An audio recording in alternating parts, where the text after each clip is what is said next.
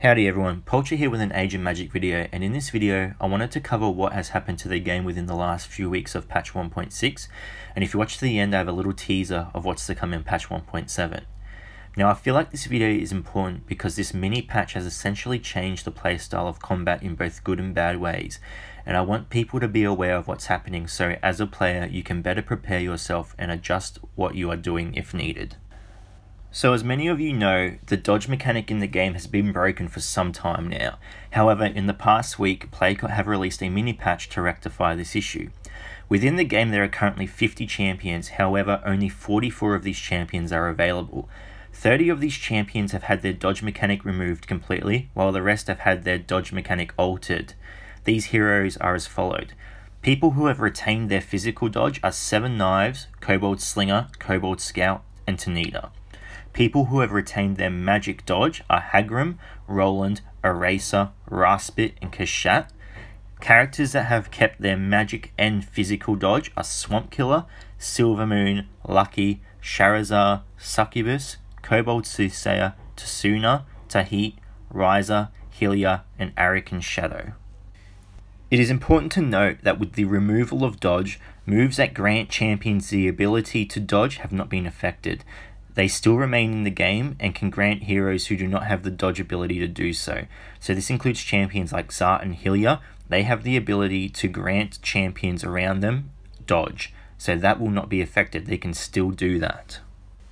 Now to compensate for dodge being removed, champions that could once perform the ability but no longer can have been granted bonus stats to health, fortitude, and damage.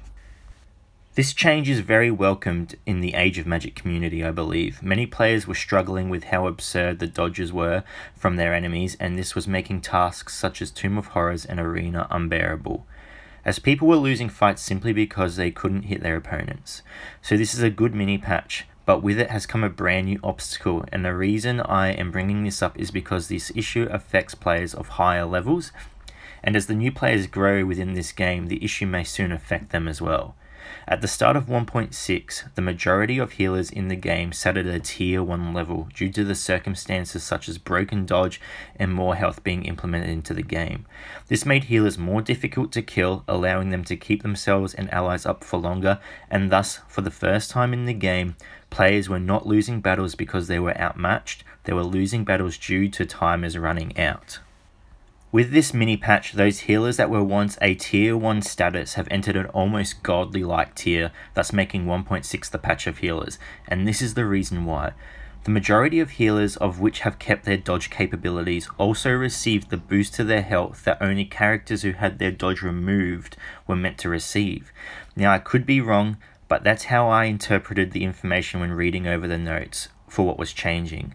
This has made taking out healers far more difficult and in some cases impossible, especially when versing a team that has 3 to 4 healers in it.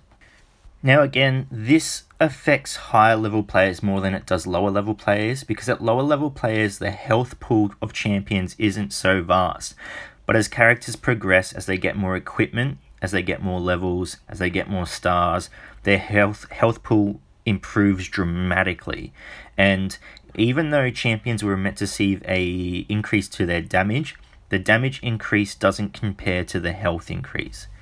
The biggest reason for me bringing this issue up is because as people progress, they may come across this issue and they might find it impossible to deal with. However, myself and a few other players have brought the problem to Playcott through the community managers of Discord, and hopefully they find a way to resolve this, because at the moment healers are quite difficult to deal with, and I don't think it's the way the game should go. Again, it's not my game though, I'm just a player in it. I'm here to help people, inform people, and there might be a reason why they've chosen to take this direction, but to myself I think it's an issue, and other people might see it that way as well. Some people may not. Everyone has the right to their own opinion, but like I said, I'm just here to bring the information to you, and with it do come my thoughts. The next part of the patch notes affects the Valley of Treasures. Now this hasn't been implemented yet. It will definitely come through in 1.7, which will come at the end of the month. However, I'm just going to read from the notes what they're going to change in Valley of Treasures. Finally, a few words about the Valley of Treasures. It turned out the rune coin reward grew more than we expected from chapter to chapter. It wasn't supposed to work this way. The error has been fixed, so it has led to a lower number of rune coins in Valley of Treasure rewards now. Now, this they've given us to the end of the month to keep collecting the rune coins that are in there at the moment. So if you're collecting rune coins because you want certain things, even if you have a maxed out blood priest, I suggest still farming that last stage so you can earn as much rune coins as you can before the rewards are decreased.